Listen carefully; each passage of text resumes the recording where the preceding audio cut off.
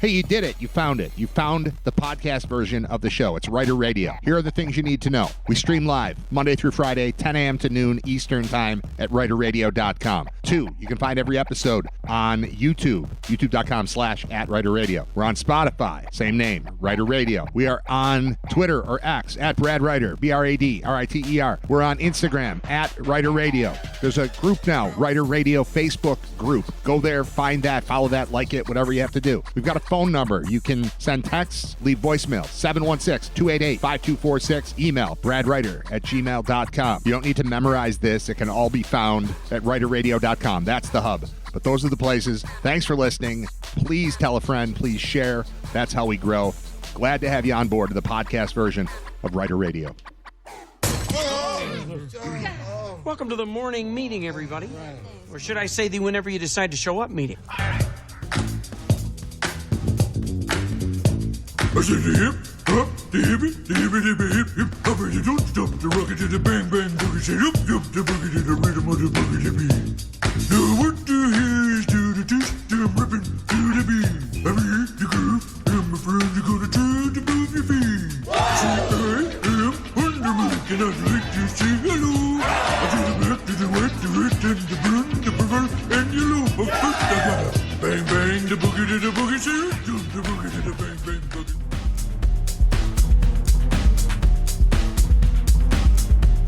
Hello? Hello?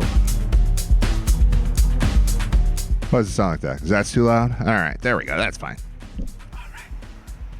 I'm obsessed with the sound of the show. Content's the content, but it's got to sound good, too. It's got to sound right. Got to sound professional. Got a little hiss and buzz thing going on, but I think we're okay. I think we're all right. What's up? It's Writer Radio, episode 159, coming at you live from Buffalo, New York. In the vicinity, anyway. And we are, that's 159 episodes in. That's, wait. Today?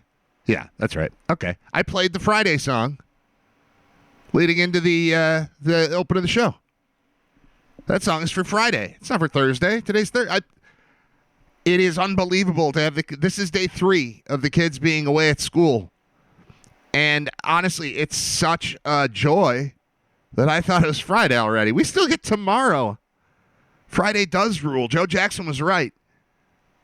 It's when you work from home and the kids are at school, I don't know that Saturday is the best day of the week anymore. I mean, no offense to the children who aren't listening because they're not here. Friday is the new Saturday. Right? It's like work is wrapping up, but when you're done, the kids aren't here for several hours. That's a beautiful day. Wow, look at that. All right. So anyway, the plan for today involved the final episode of Hard Knocks, which aired 2 nights ago, but I just watched last night. Nate and I watched it, and we got it all in. And let me just bring him in. Oh, I can't. He's in what grade's he in now? He's in 6th grade. So he's at school, so I can't just bring Nate in to talk about Hard Knocks. I was going to bring in our senior Hard Knocks correspondent, John Van Nortwick. It turns out for the first time in the month plus that I've been having him on the show, he's like, I can't because of work. I know he has a good job. I know he is gainfully employed, but he's also got the kind of job where he's like, yeah, sure, I can come on. No problem. But he got stuck in a meeting today. So you'll get my soliloquy on the final episode and really the show in general. Bob Gaughan and I talked about it a little bit yesterday. He called it terrible TV and super boring. And I would say from an HBO perspective, they probably didn't get a ton of like, oh my God, you've got to tune in. I live in Nebraska and I have to tune in to see what happens next on Hard Knocks. I mean, that was just a show for me. That might as well have been just a really well done, web series on BuffaloBills.com. They're capable of doing stuff like that. They don't necessarily have the budget that NFL Films does and the equipment that NFL Films does, but they can make things look really cool now. That was going back to when I was a kid. I remember there was a brief time when we had HBO. I always talk about how I miss this mid-'80s era of movies that everyone my age has seen. Like when people bring up, this is not the right example, but like Oh, yeah, and Strange Brew. And I'm like, I didn't see Strange Brew. I did see Strange Brew, but that's a bad example. But, I don't know, Spies Like Us. I saw it once, so I can't quote lines from it. But everybody my age quotes lines from it. Because I didn't have HBO for the vast majority of the time I was growing up. I know we had it early, and then we didn't have it, and then maybe we had it again later. But there's this chunk of, 5 years where other people my age consumed these movies over and over. Back to School. There's one. Back to School with Rodney Dangerfield. Not a massive Rodney Dangerfield fan, but maybe if I had HBO and watched Back to School 17 times like everybody else did in the mid-'80s, maybe I'd have a different opinion of Rodney Dangerfield. So I've got like stuff I haven't seen. But the one thing I do remember about HBO back in the day was Inside the NFL was unlike anything else that existed. And this is at least to me, pre-Sports Center, pre-ESPN, pre-24-hour sports networks, obviously pre-internet, pre-all that stuff. So all you really got, it was, I was used to like the radio, regular broadcasts of football games and on, console televisions. And then like the newspaper. That's how you found out about the NFL. From the news and the newspaper. Watch the news at 6 o'clock or 11 o'clock or whatever. They'll tell you what the scores were, and then you get the paper. And going back as recently as when I'm in college in like mid-90s, running a fantasy football league, it all revolved around getting the USA Today on Monday because they had the box scores with all the stats. That's how you could keep track of fantasy football before the internet did it for you. And even into early internet, there was still some resistance. Like it took a while before fantasy leagues were fully automated. Even when we had the ability to use computers to do fancy football things, even when you had a league, you still had to calculate stuff yourself. Paul Hamilton might still do that. I think he might run a league entirely on graph paper because he's old school. He's a throwback. He's a Renaissance man. Point is, NFL Films has always gotten it right. NFL, even... Let's go to a different era. The era when I would watch Sports Center every night, usually at 2 a.m. And then typically after that, some old NFL film special would come on.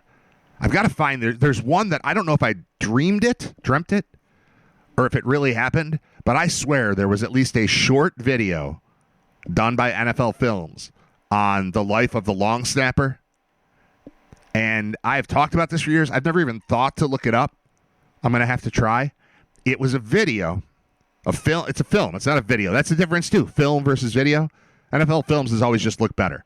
And the point here is that the show looks great.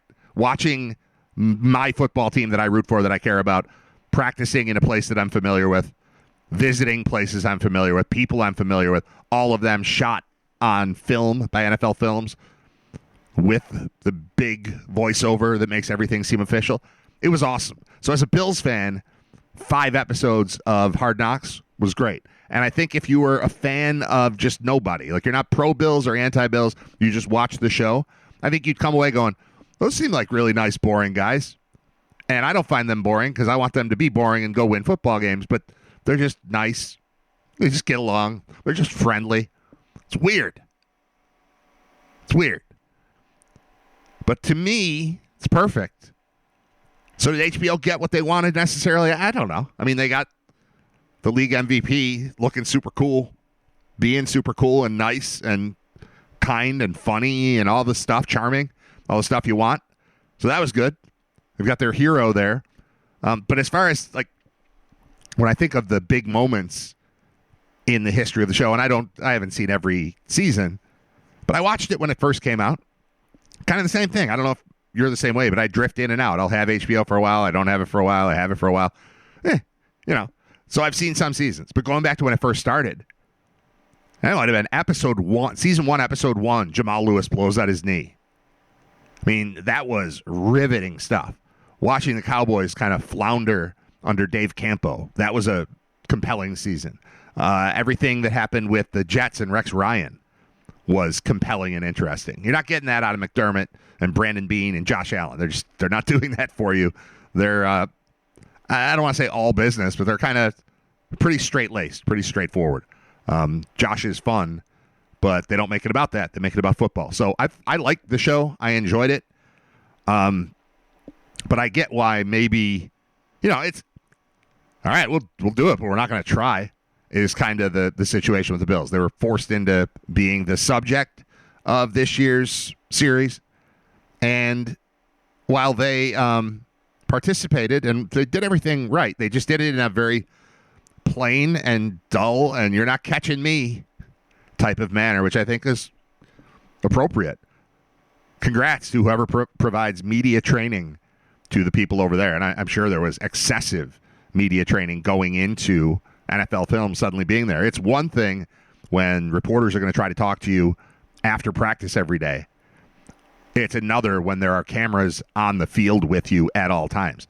And I think they handled it pretty, stemming from something said or something that a camera caught. Nothing like that. Just, good. It's like PG content in a world that's looking for. I don't care about the people who. If you don't care about the Bills, you like football, you like being behind the scenes at a training camp, but the Bills aren't your team. You don't have anything new on them. Like, yeah, they're fine. Nobody's mad at them. Nobody's like, man, I hate that Ty Johnson for line dancing or whatever. Like that. I mean, that was the extent of it. Trey White went out for ice cream. Ty Johnson went line dancing. He also rode a horse. He's pretty country. Rode a horse. Saved a cowboy or something like that. No, it's got to be your bull. Yeah, whatever. I liked the show. I liked watching the show with my kid. Did it move the needle on the Bills nationally? Is there new stuff to talk about with them? No, not at all. It was nice, peaceful. It was a Disney movie, Sometimes you get a slasher film. When you throw those cameras into a camp, you walked away with, Little Big League or something. It was, I don't know if Little Big League's actually Disney, but you get the point. It was a children's movie with a couple of swear words, a couple of jokes, but none of them X-rated. It was like PG-13 at most. And I liked it. I enjoyed it. And here's something I picked up from the it was really the last, 10 minutes or so of the final episode. The thing that I picked up is that it seems like they're planning a party. And this is not just because of the part. I'm talking like you've all seen it. Just bear with me. I'm trying to not ruin it for anybody who hasn't seen it yet, but also talk about what happened. It was a couple days ago. And honestly, training camp is over. Like, it ended, and I turned to Nate and I said, well, that's the last episode. That was good. I have better news. They play in 3 days. And that's pretty great. Wow, I guess I thought it was Thursday yesterday, too, because I was saying 3 days when I meant 4 days, and now I mean 3 days. But they're playing. The NFL starts tonight, which is fantastic. And we'll get a little conversation, a little football conversation in right at the end of the show, 11:45. Jay Skurski, Buffalo News, is going to join me. That's not his full name. Jay Skurski of The Buffalo News is going to join me for the second time on Rider Radio. Last time we talked more about his son as an amateur golfer than we did about the Bills, but now football season is here, and it's time to go football with Jay Skurski at 11:45. The intention was to have John Van Nortwick on today to talk about Hard Knocks. He's not available, so that's why I'm just kind of doing it by myself for a couple minutes here. It was a good show. I liked it. If anybody's got thoughts on it, throw it in the chat. We also, at some point, are going to do live phones. I just haven't gotten to it yet. A lot of the technological pieces are coming together and are in place. I am now surrounded by curtains, for example.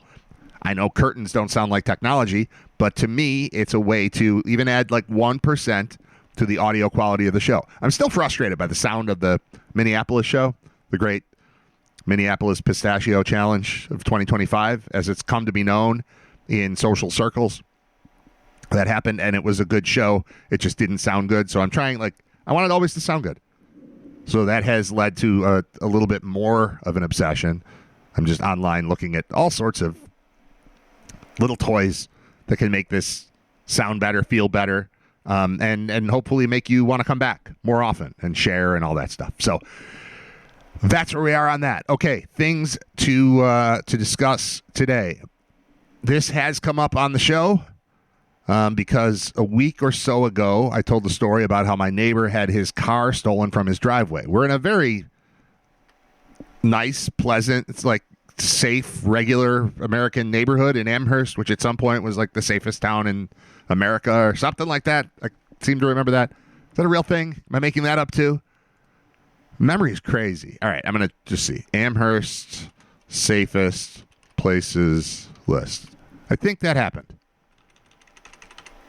Can't type there. Can't spell the word places. I had an F and a D in the word places. That's a typing thing. That's not a spelling thing. Amherst consistently ranks among the nation's safest large municipalities, particularly praised for its low violent and property crime rates in past analyses. Specific areas like East Amherst are noted for being particularly peaceful and family-friendly. The overall lower crime rate for the town compared to national averages underscores its reputation for safety and security, making it an appealing place for residents. Why is it considered safe? Historically low rates of violent crime and property crime, strong community, excellent schools and amenities, crime rate lower than the national average, etc. Okay, so this did happen, and at some point it's been ranked in that way. Ooh, 2025 safe places to live in Erie County. Let's see what that is. East Aurora, number 3 best place. Kenmore, number 5. West Seneca, number 14. Uh-oh. Parents are in the danger zone. Why is it skipping around like this? 19 is Depew, 21 is Lancaster, 23 is Akron. Amherst doesn't have a rank. I probably have to sign up and pay to find out where Amherst ranks. Is that what this is? Like, you give me a little tease and some of the information, but not all of it, unless I give you money. Yeah, log in, sign up, get out of here. Who knows? Who knows? But the bottom line is this is not, here we go, 2020. Amherst ranks in top 15 on list of safest mid-sized cities in U.S. I don't consider us a city at all. Oh, man. I see, you can just get caught in a rabbit hole. How do you not click on the safest and most dangerous places in East Amherst, New York? What are the most dangerous places in East Amherst? Does this involve, like, I'm not even going to do that. I'm not, all right. I'm sidetracked. I'm not doing this. Bottom line, I live in a safe place. Or so I think. But there's been a rash of car thefts. There was like a car break-in problem a couple years ago that never really went away. So it's lock your doors. That's it. Lock your doors, no problems. Right? So a week or so ago, maybe it was 2 weeks, I told the story of how my neighbor got his car stolen from his driveway, and he gets up early in the morning. He works super early, so he leaves at 4 or 4:30 or something like that. It had rained the night before. It was a night not unlike last night. It had rained the night before, and when he went out to get in his car, it wasn't there, and the spot where his car was dry. So it had just happened. Like, he just missed watching his car get stolen. He ended up getting it back thanks to GPS-related things, and he got it back right away. Like, it was gone. They reported it stolen. They found it immediately. He got it back. There was some damage, but it cost him a little bit of money to fix some things that happened. But other than that, I'm not going to say no harm, no foul, but small harm, small foul. Small foul, small harm. How would you put it? It's not a good way to put it. That's not what that phrase is for. He got his car back. He said, while being frustrated and a little bit angry about the whole thing happening, it was due to the fact that the car was left open with the keys in it. Okay? So, while I don't think it's an invitation, it's not meant as an invitation to just take a car because keys are in it and it's unlocked. In America, not just in Amherst during a time when car thefts are up, but in America, just lock your door. You're probably going to be all right. Now, the way I've always seen it is if someone wants to break into my car, they're going to. They really want to.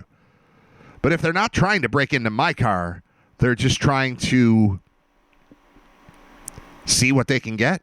Like, what's the easiest? We're fishing very shallow here.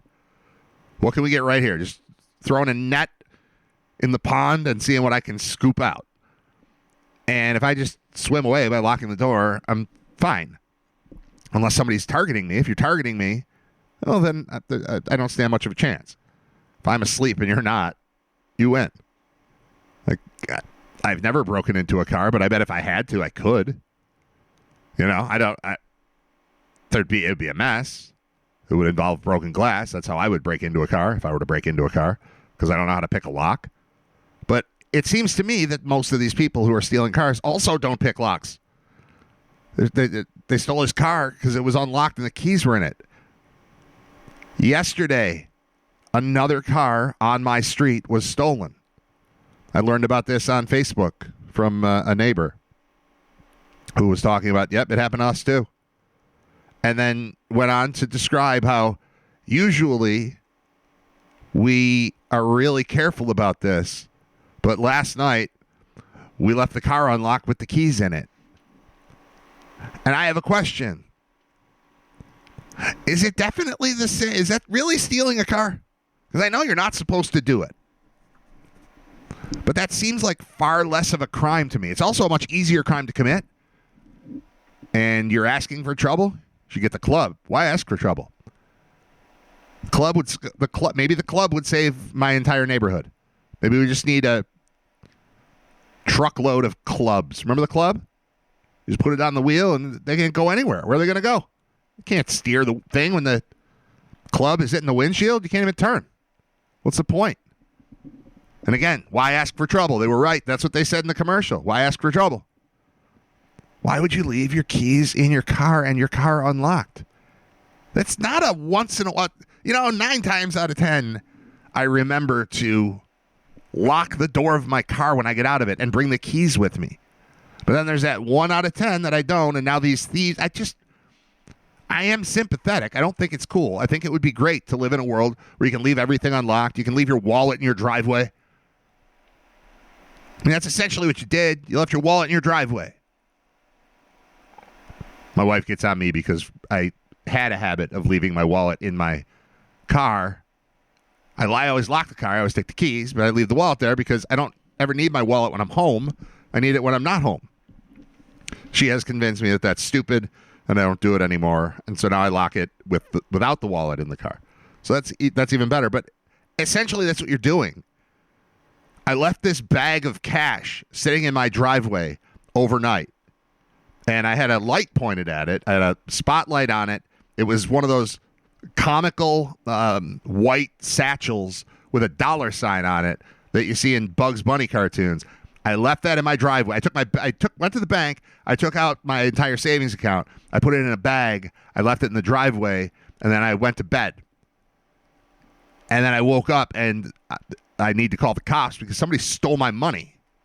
It's almost that. It's not quite that, but it's almost that.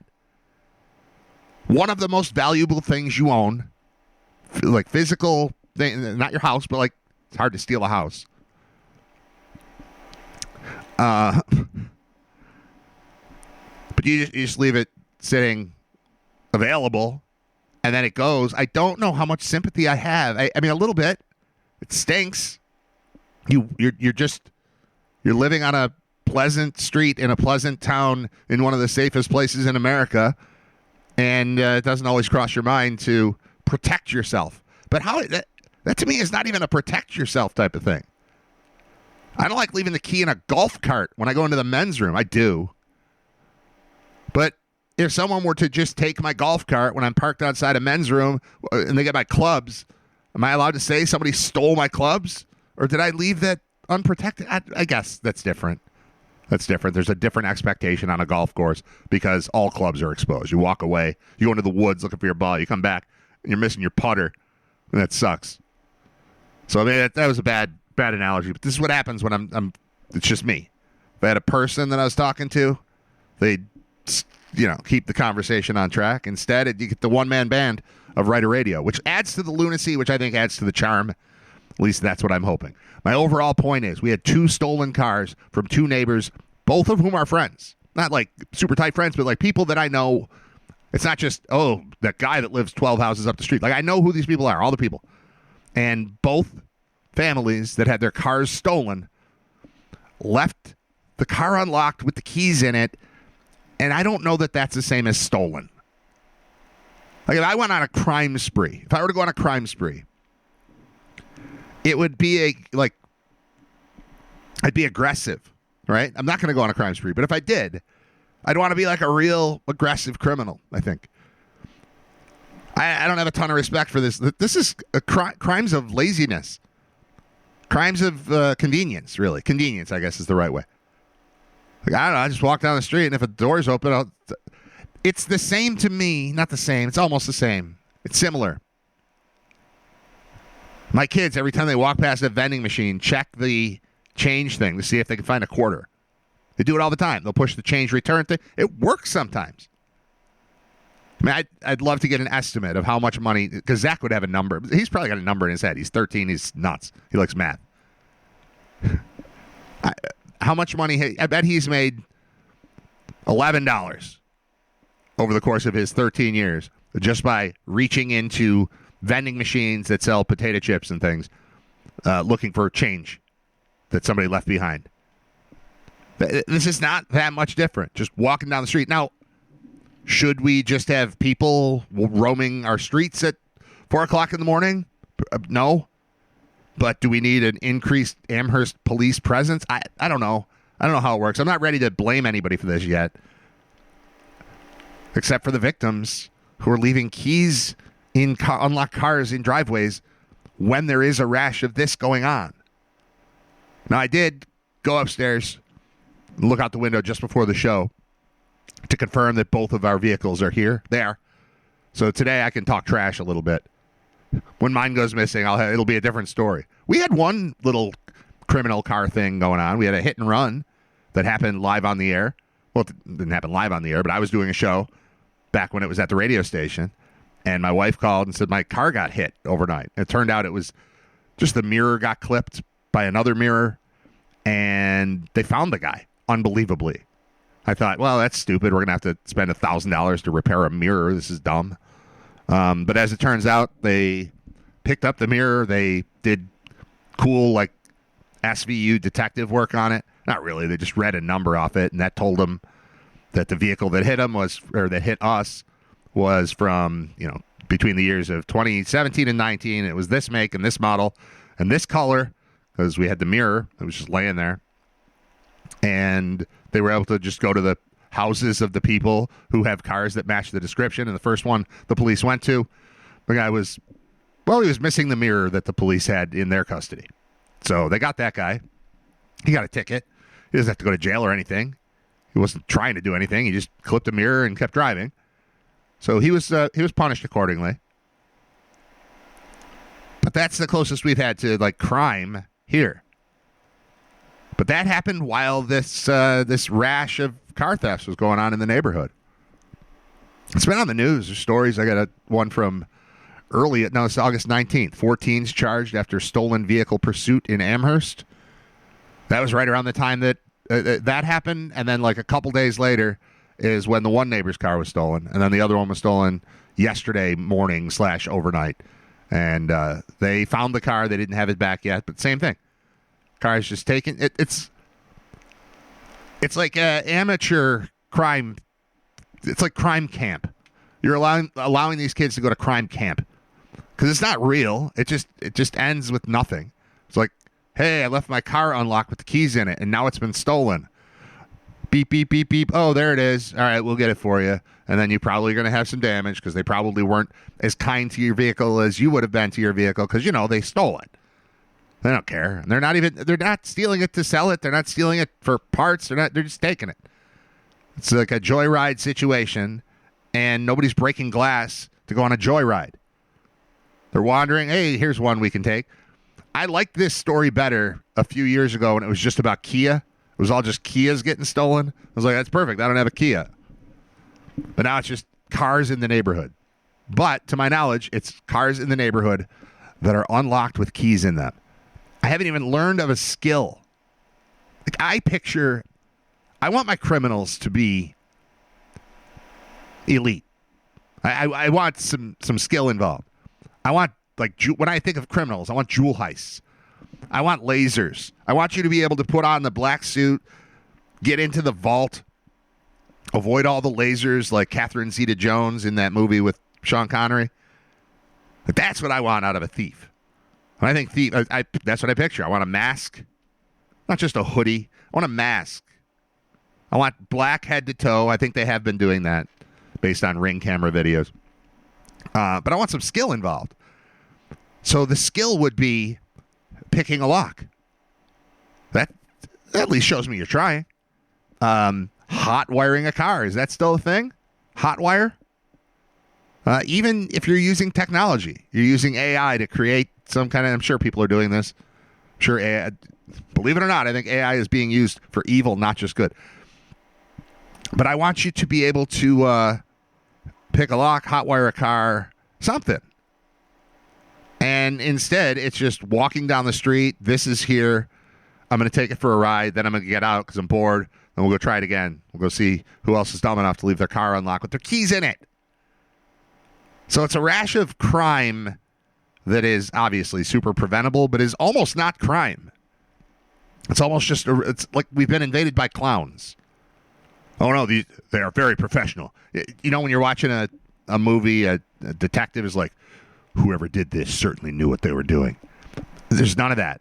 Whoever did this has no reason to know anything about what they're doing if you're going to leave your keys in the car and leave it unlocked. So, again, not zero sympathy, but what are we doing? Is that really theft? If you leave your car, why don't you just leave it running? Why don't you leave it running and put "Take Me" on a sign? I don't know. All right, that was the first thing I wanted to talk about. That only took 37 minutes. Stolen cars. Oh, okay. Last night, she'll kill me, but she's not listening. She's in a meeting or something. She doesn't listen anyway. She doesn't listen when I talk directly to her. Why would she listen to a podcast or a radio show, whatever this thing is? My wife last night. This is a short. This is not a story. This is more just like a joke. I mean, it's real, but it's. I'm setting up for one punchline here because I really did this in real life, and I was like, I need to share that with somebody who appreciates it, not just my wife, who is sick of hearing me talk. You guys tuned in intentionally. She just accidentally signed up for this 16 years ago and is stuck. She listens to this show all the time because this is just what I sound like. Anyone who knows me in real life can attest to the fact that I can't finish a sentence without starting a new sentence. And that's how I am in real life, and that's how I am on the show. So, anyway, last night we were about to watch Hard Knocks. Nate and I were going to watch Hard Knocks. Drew was asleep already, I think. And who knows what Zach does. He plays guitar a lot and listens to the Beastie Boys and Green Day and stuff. So, it's me and Nate hanging out, and we're going to watch the final episode of Hard Knocks. He's all fired up about his 3 fantasy football teams that he's got now. He's ready. He's ready for the season, so this is our best way to prepare for the season is watch the final episode of Hard Knocks. And my wife says, I'm going to the store. And I said, what store? And she named a couple of stores. And I said, what do you need? And she went, she's going to hate that I said this, but she just don't tell her. She goes, feminine products. And I immediately said, oh, like flowers and dresses and high heels? And she said no. That was the whole joke. Taking the phrase feminine products and making it into things that girls like. That's the joke. It can be, take that and run with it. If you have a stand-up comedy career, take that and run with it. It's funny. It's funny to take the phrase feminine products and make it about flowers and girly things. Oh, like doilies? You want to get kind of like doilies. Kind of like doilies. That's kind of what I'm going for. All right, I'm going to take a break. It is Writer Radio. See, that story was much shorter. Look at the chat real quick. Did your neighbor leave the key fob in the car? Not that it makes it right. Yeah. I mean, I don't know if it's key fob or if it's regular key or what, but both of the stories that I heard were unlocked with key in it, and that's no good. I've seen Back to School at least 10 times. We had it on VHS. That's what I mean. Nobody's seen Back to School twice. It's never once or 14 times. I meant never. Need to get Paul back on. Paul Hamilton? Yeah, we'll get Paul Hamilton back on soon. Hard Knocks was good, but Writer Radio is better. Well, thank you, Arbo. I coached Jay's son at Southline a few years back. Was probably the most polite kid you could have on a coach pitch team, always willing to listen and take instructions. Well, that's how he ends up being a world-class golfer at age 11 or whatever he is. Or maybe 12? He's probably 12. I think he's between my 2 oldest kids because we played a year of baseball, not with him, but against him at Central Amherst. And he was in the same age group as Zach when they were in machine pitch. So, yes. I don't remember Jay's kid playing at Southline. But I believe it. All right, we've got song requests coming in. Dead Man's Party, Oingo Boingo, great song off the Back to School soundtrack. I do like that song. I like pretty much everything. Like, I don't want to listen to it all the time. But all the Oingo Boingo stuff and anything, Danny Elfman is just genius. Danny Elfman, like movie soundtrack stuff. It just sounds like he's from the future. You listen to the past. It sounds like he's from the future even when you listen to his stuff from the past. And he's interesting and entertaining. So Oingo Boingo, Dead Man's Party. I think I could pull that off. I think I could do that. I'm not set up for it right now. I did a cool thing to prevent ever having that thing where I go, I don't have a song to play. I now have 30 songs that are just staying here. Because I don't have to play a different song every time. I have songs that I like. I don't have to. If I play 5 songs a day, we're 158 episodes in. That's 750 plus songs. If I were playing, a different song every time. So I've got a recurring batch of songs that you'll hear kind of regularly. That's on one page, and then those just stay there. And then I've got another one where I add songs and then delete them as I play them, and then keep bringing new stuff in. So yes. Oingo Boingo, good idea. I don't know that it'll be, it's not going to be right now, but that could happen soon. It's a good idea. All right, it's Writer Radio. I'm Brad. It is episode 159. NFL season opens today. Bills open on Sunday. UB plays again on Saturday. Scott Wilson will join me tomorrow to preview that game a little bit and do all the other stuff. We'll probably play the Hallmark game that he has invented for me. That'll probably be a part of the show. Jay Skurski today. Possible Matt Perino tomorrow. We're getting into football mode here, so it's going to be a little bit more football content, but it's still going to be goofy. The show is still going to be goofy. I put together an audio. No, we'll do that on the other side. I'm going to play a song, and then I'm going to show you this thing that I put together to help. I'm trying to grow the show. The bigger, the better. The more listeners, the better. The more shares and followers and comments and likes and subscriptions. And I'm doing all the stuff that everybody talks about all the time. It's a pain, but it's fun. It's better than working for somebody, All right. Back. We'll be back. I'm Brad Ryder. It's Writer Radio. This portion of Writer Radio has been deleted for the podcast version. If you want to hear everything that happens, listen live weekdays 10 to noon at writerradio.com. All right. By request, Dead Man's Party, Oingo Boingo. I just brought up a list of Danny Elfman songs. I haven't looked at it yet, but you know more Danny Elfman stuff than you think you know.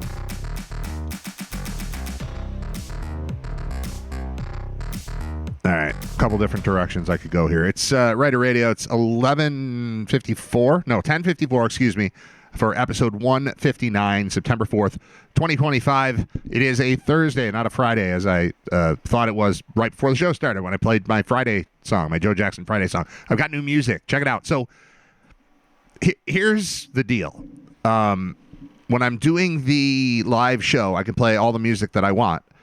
But then when I have to post the show for the podcast version, I can't have the music in it or it gets banned, copyright violations and stuff like that. So I can't play Dead Man's Party in the middle of the show on the podcast. Streaming, I can do whatever. So the process now is I do the show 10 to noon and then spend the next half hour, 45 minutes editing things out and getting it posted as a podcast. It goes all over the place. It goes to YouTube. It starts on Spotify. It goes to wherever you get your podcasts. Even my mom. I saw my mom yesterday, and she said, I'm so glad you're doing the podcast thing now, because sometimes I just don't have a chance to listen from 10 to noon. I'm like, yeah, I know. That's how life is. We don't watch the things when they're on. We don't listen to the things when they're on. Everything's on demand these days. So if you're not on demand, what are you? Which, again, goes back to why the radio station part of Writer Radio wasn't necessarily super important. It was a tiny signal. If it had like a massive booming signal and they're like, you can't have this anymore, that'd be different. But it didn't. If you wanted to find me, you needed to do work to do it. And a 1,000-watt signal in Niagara County wasn't doing a ton to add to that. But putting the show online means my mom is now listening to podcasts. My mom. She was born in 1951. So she just turned 74.